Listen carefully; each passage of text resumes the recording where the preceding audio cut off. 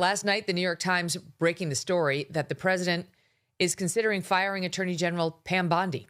Mr. Trump reportedly upset at her handling of the Epstein files and her lack of aggression in going after his political enemies like New York Attorney General Letitia James and former FBI Director James Comey et al. The report was quickly confirmed by multiple news outlets. According to the Times, Mr. Trump is considering replacing Bondi with current EPA Administrator Lee Zeldin. And Semaphore this morning, a news outlet, reporting that the president has informed Ms. Bondi that, quote, her time as Attorney General is nearing an end. All right, folks, buckle up. We're diving deep into the political drama surrounding Trump's inner circle and the shakeup at the Attorney General's office. Was it loyalty, competence, or something far more scandalous that led to these reported firings? Let's dissect this mess and uncover the truth behind the headlines. You won't want to miss our take. End quote. And a formal announcement is expected soon. As always, with Donald Trump, Semaphore is reporting he could change his mind before going through with the plan. But that's not all. The Guardian, just as we came to air, dropping a report that Donald Trump is privately polling his top advisors about whether he should replace the Director of National Intelligence, Tulsi Gabbard. The answer is no, he shouldn't. The president apparently upset that Tulsi did not condemn Joe Kent, the former National Counterterrorism Center director who resigned over Joe's opposition to the war in Iran. Before he left the government, Kent reported to Tulsi before he resigned. He worked for her as her chief of staff and then went over to counterterrorism and did speak to Tulsi before he resigned. They spoke to the vice president, and then he went and directly spoke to the president about leaving. The Guardian also reporting that Trump is not happy that Tulsi, a longtime opponent of foreign interventions, has appeared somewhat reluctant to defend his actions in Iran. There's a lot going on here. Joining me now to react to all of this is Sohrab Ahmari. He's U.S. editor of Unheard, and Sean Davis, who is CEO of The Federalist. Guys, thank you so much for being here. Can't think of any two guys I'd rather have on for what we just saw last night in the news this morning. We got lucky having you here. So let's start with the potential firings, Sean. I guess I'm not shocked he may or may not be wavering on Tulsi because the Joe Kent thing clearly was a bee in his bonnet. But I am kind of surprised about the Pam Bondi thing because my impression of the Pam Bondi thing was she handled most of that exactly the way he wanted her to. So what do you make of, let's start with the Bondi report first.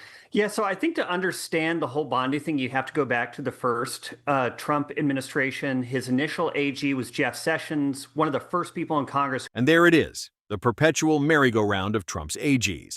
It's like he's trying to find a unicorn. Someone with the legal chops of a super lawyer, the loyalty of a golden retriever, and the political instincts of Machiavelli. Sessions was a bust. Barr was a flip-flopper. Now Bondi? It seems the quest for the perfect AG is a never-ending saga in Washington. Whoever got on his side back in 2015, Trump thought he would be great. He was an immigration hawk, and he ended up being a disaster. He turned over the department to the deep state. He recused himself during the Russia hoax.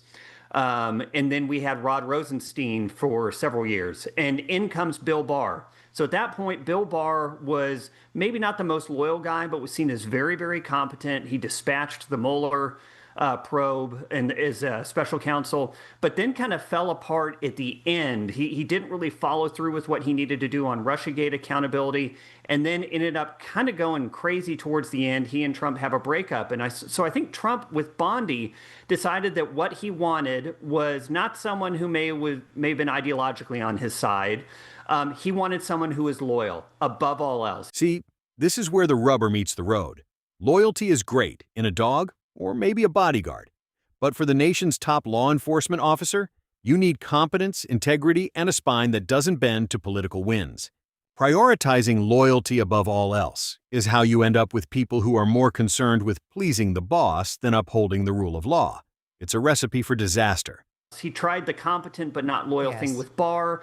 This time he wanted someone who was loyal. I think, unfortunately, She was very loyal, absolutely. She wasn't particularly competent. I think she dropped the ball on a ton of things. The Epstein handling was a farce. The way she handled that initial White House meeting, the handout of the binders, Yes. and I think it did extreme damage to Trump the way she handled it. So I don't blame him, and I don't find it particularly surprising that he's probably had enough, especially when you look at what happened with Tish James, with James Comey, with so many things falling apart.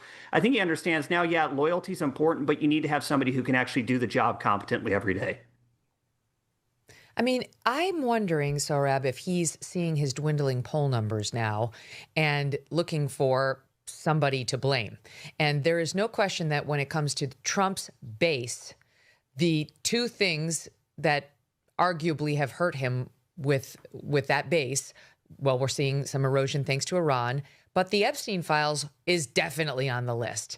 And I don't, is there a chance he's blaming Pam Bondi for that as opposed to himself? Because we watched, yes, she was way out ahead of her skis with her PR campaign around the Epstein client list is on my desk and all the Fox News appearances and all that. But like in terms of we're done giving you any more disclosures, goodbye, that we saw Trump on camera saying all that himself. Yeah, I think that's the price you pay when you campaign on full disclosure of the Epstein files and then sort of renege on that. Ah, the classic political blame game. It's always someone else's fault, isn't it? The public has a memory, and they remember promises of full disclosure that never materialized. You can't campaign on pulling back the curtain on Epstein, then suddenly get shy when the spotlight's on. Accountability starts at the top, not with scapegoating loyal subordinates. Whether it's for understandable reasons or not, I think some of it is understandable. There are people who are on the so-called list who I know, just happened to be there because they had some interaction with Virginia Giuffre, but they're not at all accused of being on the island or done any wrongdoing. Yet, if there was a kind of full unredacted disclosure, their lives would be destroyed. So whatever the reason, the fact is that I think Pam Bondi is basically executing what the president wanted, to do some disclosure, but not the full. That would be super destructive. So I think the blame lies there. I will say one thing. There is one specific area which is kind of wonky, but it's important, and that has to do with antitrust, meaning breaking up monopolistic businesses. That was an area where kind of left-wing and right-wing populists had begun to see eye to eye going back to the first Trump administration.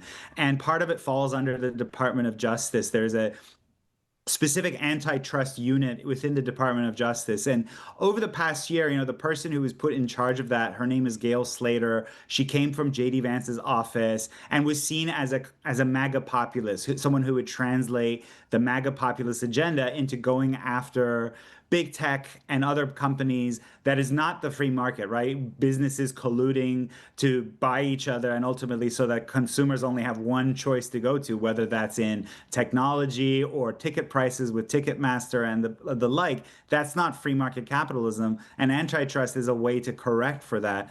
Unfortunately, the Bondi DOJ was pretty actually bad in that regard. Gail Slater, the person who was, again, put in charge of the antitrust unit, was basically had all her power taken away. And here's the real kicker: the populist agenda, the promise to go after big tech and corporate monopolies, crumbling under the weight of, wait for it, crony capitalism. It's the oldest trick in the book. Preach to the base about fighting the establishment, then behind closed doors, cut deals that benefit the powerful. Gail Slater's story is a perfect example of how easily good intentions get derailed by political insiders. Firms that had reached basically settlements with the Department of Justice were able to sidestep her so that the normal scrutiny that goes into how a settlement was reached. This happened, for example, with the merger between two companies, Hewlett Packard Enterprise and Juniper Networks, that provide like Wi-Fi and networking services to big stadiums, hospitals, and things like that. They basically they reached a settlement with the DOJ, but one that where it was done behind in a kind of behind closed doors, literally over cocktails, which raises serious legal questions. And when Gail Slater's team objected to this, one of her deputies was fired, and then eventually she herself was fired as well. So it's one of those instances where what looks like populism on the campaign trail, and then under Bondi, it cashed out as kind of crony capitalism. So that was an area of disappointment. I have no idea whoever comes next will do anything different. So, whether it's loyalty, competence, or the murky waters of crony capitalism, the reported firing of Pam Bondi opens a Pandora's box of questions about who truly serves the American people in Washington. What do you think? Was Bondi a sacrificial lamb, or did she genuinely fail?